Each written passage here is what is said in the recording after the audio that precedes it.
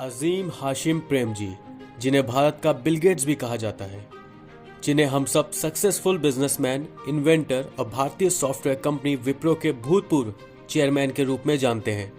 ये वही अजीम प्रेमजी हैं जिन्होंने 1999 से 2005 तक भारत के सबसे अमीर व्यक्ति के रूप में पहचान बनाई। ये वही इंसान हैं जिन्हें लोग बिजनेसमैन के रूप में कम और परोपकारी दानवीर के रूप में ज़्यादा जानते हैं। अजीम प्रेमजी भारत की आईटी कंपनी विप्रो के फाउंडर हैं, जिनकी नेटवर्थ वर्तमान 2023 में 27.86 बिलियन अमेरिकी डॉलर है। इसीलिए दुनिया इन्हें आईटी कंपनी के सम्राट के रूप में जानती है। आज मैं आपको इनकी जन्म से लेकर शिक्षा तक की पूरी जानकारी दूंगा और इसके बाद मैं आपको बताऊंगा कि जहां मार्केट में पहले से ही आईबीएम जैसी बड़ी कंपनियां थीं, वहां कैसे इन्होंने एक छोटी सी साबुन तेल बनाने वाली कंपनी को विप्रो जैसी दिग्गज आईटी कंपनी के रूप में बदल दिया। साथ में ये भी आपको बताऊंगा कि इन्हें भारत का बिल गेट्स और दानवीर क्यों कहा जाता है। चलिए कोशिश करते हैं अजीम प्रेम जी की किताब के सारे पन्ने खोल के आपके सामने रखने की। अजीम जी का जन्म 24 जुलाई 1945 को मुंबई के एक मुस्लिम परिवार में हुआ था। उनके पिता का नाम मोहम्मद हाशिम जी और माता का नाम गुलबानो प्रेम जी था। उनके पिता एक प्रसिद्ध व्यवसायी थे, जिन्हें राइस किंग ऑफ बर्मा के नाम से भी जाना जाता था। बर्मा के हालात खराब होने की वजह से वो भारत आए और यहाँ भी उन्होंने चावल का कारोबार शुरू किया और धीरे धीरे उनके पिता को भारत के बड़े चावल कारोबारियों में गिना जाने लगा। 1945 अंग्रेजों की कुछ नीतियों की वजह से उन्होंने अपना चावल का कारोबार बंद कर दिया। पिता नए कारोबार की तलाश में जुटे हुए थे और एक नए मौके की तलाश में थे। इस दौरान वो मुंबई से 1950 किलोमीटर दूर अमलमेर पहुंचे। वहां से वो वनस्पति तेल के मिल मालिक से मिले, जो कर्ज में काफी डूबा हुआ था। उनके पिता ने मिल मालिक से सौदा करके वो मिल खरीद ली, जिसके बाद उनके पिता चावल कारोबार से वनस्पति तेल के कारोबार में उतर गए। अमलमेर में बिजनेस का फॉर्मेट सरल था। वहां के किसान बड़ी मात्रा में मूंगफली की खेती करते थे, जिसे खरीद कर वो फैक्ट्री में प्रोसेस करके उपभोक्ताओं को बेचा जाता था और फैक्ट्री का नाम रखा उनके पिता ने western India vegetable product limited. 25 दिसंबर 1945 को कंपनी रजिस्टर्ड हुई। कंपनी तो चल पड़ी, लेकिन इसका प्रदर्शन हमेशा स्थिर नहीं रहा। साल 1950 कंपनी का पहला शुद्ध घाटा हुआ।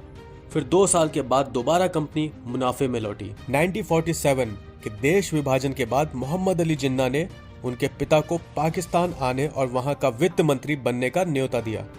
उनके पिता ने इस न्योते को ठुकराकर भारत में रहकर सिर्फ बिजनेस करने का फैसला लिया। 1963 में अजीम प्रेम जी इलेक्ट्रिक इंजीनियरिंग करने के लिए स्टेट फॉरवर्ड यूनिवर्सिटी में एडमिशन लिया। उस वक्त उनके बड़े भाई फारूक एम.एच. Prem ji western India vegetable product limited के बोर्ड मेंबर्स में शामिल हो गए। बाद में 1945 में इस्तीफा देके फारूक पाकिस्तान चले गए। 24 जुलाई 1966 को अजीम प्रेम जी ने अपना 21वां जन्मदिन मनाया ही था और अगले 6 महीने में वो ग्रेजुएट होने ही वाले थे। लेकिन 11 अगस्त 1966 को आए एक फोन कॉल ने उनकी जिंदगी बदल कर रख दी। फोन के दूसरी तरफ उनकी मां थी, जिन्होंने उन्हें पिता की मृत्यु की खबर सुनाई। खबर सुनते ही अजीम प्रेम जी तुरंत यूएस से भारत लौट आए। अब भारत में अजीम प्रेम जी को उनके पिता के डूबते कारोबार की जिम्मेदारी सौंप दी गई। पिता के निधन के बाद जब उन्होंने western India vegetable product limited के काम को देखना और समझना शुरू किया, तो उन्होंने जाना उस वक्त कंपनी बड़े कर्ज में डूबी हुई थी। तब अजीम प्रेम जी को कंपनी के कुछ शेयर होल्डर्स ने कहा, बेटा तुम अभी सिर्फ 21 साल के हो, तुम्हें बिजनेस की कोई समझ नहीं है, तुम कंपनी नहीं चला सकते। लेकिन अजीम प्रेम जी ने उन सब की बात को इग्नोर कर इस बात की कोशिश में जुट गए कि वापस इस कंपनी को कैसे खड़ा किया जाए। तब उन्होंने जाना कंपनी को वापस सक्सेसफुल बनाने के लिए योग्य और कुशल लोगों की जरूरत है। साल 1968 में अजीम प्रेम जी को प्रबंधक निदेशक का कार्यभार सौंपा गया। तब उनकी उम्र मात्र 23 साल थी, लेकिन उन्होंने महसूस किया सिर्फ मुंबई के दफ्तर में बैठकर कंपनी को बड़ा नहीं बनाया जा सकता। इसलिए उन्होंने मुंबई से 350 किलोमीटर दूर अमलमेर में हर हफ्ते 3 दिन रहने का फैसला किया। उनकी फैक्ट्री कोई आधुनिक फैक्ट्री नहीं थी, जिसकी वजह से उन्होंने शुरुआती 1 साल बड़ी मुश्किल और आलोचकों के तानों का सामना किया। जैसे तैसे इस कंपनी के कारोबार ने रफ्तार पकड़ी, पर अजीम प्रेम जी इस कंपनी में होने वाले कारोबार से खुश नहीं थे और वो कुछ और अलग सा करना चाह रहे थे। लेकिन तेल के कारोबार से ही कंपनी का रेवेन्यू आ रहा था, इसलिए उनके लिए कंपनी को बंद करना आसान नहीं था। लेकिन फिर भी अजीम प्रेमजी ने मन बना लिया था कारोबार का विस्तार करने और कुछ अलग करने का। साल 1975 western India vegetable product limited ने अपना पहला विस्तार किया। उन्होंने भवन निर्माण उपकरणों के लिए हाइड्रोलिक कंपोनेंट्स बनाने के बिजनेस में कदम रखा। इसका नाम रखा गया फ्लूइड पावर और इस कारोबार से भी उन्हें सफलता मिली और इस नई कंपनी का बड़ा विस्तार विप्रो इंफ्रास्ट्रक्चर इंजीनियरिंग 2019 करीब आधा अरब डॉलर का हो गया। जिस समय अजीम प्रेमजी ने आईटी इंडस्ट्री में कदम रखने की सोची, उस समय देश में इमरजेंसी लागू हो चुकी थी। इमरजेंसी खत्म होने के बाद बनी नई सरकार ने ऐसा फैसला लिया जिससे अमेरिकी आईटी कंपनी आईबीएम को भारत छोड़कर जाना पड़ा। दरअसल 1977 प्रधानमंत्री मोरारजी देसाई की कैबिनेट में उद्योग मंत्री जॉर्ज फर्नांडिस विदेशी कंपनियों को फेरा कानून का पालन करने को कहा। जॉर्ज ने सभी विदेशी कंपनियों को तुरंत नोटिस थमा दिया। बाकी कंपनियां तो तैयार हो गई, लेकिन आईबीएम और कोका कोला इस फेरा कानून को मानने के लिए तैयार नहीं हुई। इस कानून के तहत विदेशी कंपनियों में बहुसंख्यक हिस्सेदारी किसी भारतीय की होनी चाहिए थी या फिर कंपनी को अपनी टेक्नोलॉजी साझा करनी होती। इस फैसले के बाद आईबीएम और कोका कोला ने भारत से अपने कारोबार समेट लिया। अजीम प्रेमजी कहते हैं, मैंने इसे बहुत बड़े अवसर के रूप में देखा और कंप्यूटर के क्षेत्र में उतरने के लिए लाइसेंस अप्लाई कर दिया। 1979 के आखिरी तक कंपनी को इसका लाइसेंस भी मिल गया। दशक के समाप्त होते होते western India vegetable product limited company computer बनाने के कारोबार में उतर गई और साल 1982 में कंपनी का नाम बदल के विप्रो कर दिया गया। एक दिलचस्प बात, आप में से काफी लोगों को अभी तक विप्रो का फुल फॉर्म नहीं पता होगा। विप्रो का पूरा नाम है western India palm refined oil limited. आपको इससे पहले विप्रो का नाम मालूम था या नहीं, ये मुझे कमेंट्स में जरूर बताएं। इसके बाद कंपनी ने टेक्नोलॉजी के जानकारों को अपने साथ जोड़ने की शुरुआत की। तब इलेक्ट्रॉनिक सिटी के रूप में बेंगलोर उभर रहा था। विप्रो यहां दाखिल हुई और इंडियन इंस्टीट्यूट ऑफ साइंस के प्रोफेसर के.जी. राव को अपना सलाहकार नियुक्त किया। इस तरह विप्रो इन्फोटेक का जन्म हुआ। उन्होंने अधिकारियों को खुली छूट दी और कंपनी को अपने सिद्धांतों के अनुरूप चलाया। विप्रो ने एक अमेरिकी कंपनी सेंट्रल कंप्यूटर के साथ मिलकर माइक्रो कंप्यूटर बनाने का काम शुरू किया।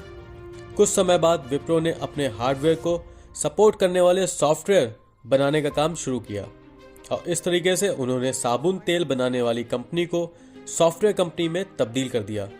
वक्त के साथ विप्रो के सॉफ्टवेयर का काम उसके हार्डवेयर के काम से आगे निकल गया। विदेशों से काम मिलने लगे। अगले 4 दशकों में विप्रो 10 अरब डॉलर से अधिक के राजस्व के साथ अलग अलग कारोबार में उतरकर एक दिग्गज बिजनेस ग्रुप के रूप में उभरी।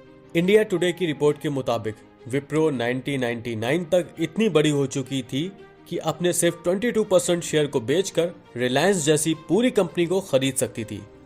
फिर साल 2000 में उन्होंने अजीम प्रेमजी फाउंडेशन की नींव रखी। वैसे तो उन्होंने अभाव और गरीबी कभी नहीं देखी थी, लेकिन इसके बावजूद उन्हें गरीब बेसहारा लोगों और इंसानियत की मदद करने में बड़ी रुचि थी। इसीलिए उन्होंने साल 2000 में अजीम प्रेमजी फाउंडेशन को तत्काल प्रभाव से एक्टिव किया कि जल्द से जल्द गरीब बेसहारा लोगों की मदद की जा सके। उनका मानना है कि शिक्षा की पहुंच हर जगह तक पहुंचनी चाहिए, क्योंकि मानव विकास में शिक्षा एक महत्वपूर्ण भूमिका निभाती है। आपको जानकर हैरानी होगी कि उनकी फाउंडेशन किसी भी तरह का किसी से भी कोई दान नहीं लेती है, यानी ये संस्था प्रेम जी के द्वारा दी गई दान राशि से ही संचालित की जाती है। इस संगठन को और आगे ले जाते हुए उन्होंने साल 2010 में भारतीय शिक्षा की नीतियों को सुधारने के लिए उन्होंने अमेरिकी 2 बिलियन का दान भी घोषित किया।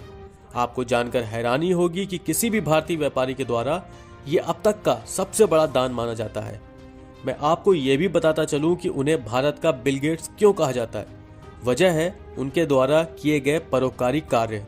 उन्होंने वित्त वर्ष 2020-2021 में कुल 9,713 करोड़ रुपए यानी कि 27 करोड़ रुपए प्रतिदिन का दान किया। आज विप्रो का कारोबार दुनिया के 110 देशों में फैला है और अजीम प्रेमजी की कुर्सी पे आज विराजमान है रशीद प्रेमजी, जो कि उनके बड़े बेटे हैं, जिन्हें 2019 में ये कार्यभार सौंपा गया। बस मैं आप सबको एक सीख देते हुए अपने शब्दों को यहीं विराम देना चाहूँगा कि जिंदगी में कभी जीत मिलती है, कभी हार मिलती है, तो उसके सबक को ना भूलें और बिना रुके ईमानदारी से काम करते रहें। तो दोस्तों, ये थी बिजनेस के बादशाह अजीम प्रेम जी की कहानी। हम हर बात के लिए सरकार को जिम्मेदार ठहरा देते हैं। यही सोच बदलनी होगी। अगर आप सामर्थ्य हैं, अगर आपके पास दौलत है, तो समाज के लिए कुछ करिए कि आपके जाने के बाद भी आपका नाम इज्जत से लिया जाए। Thank you for your watching. Bye bye.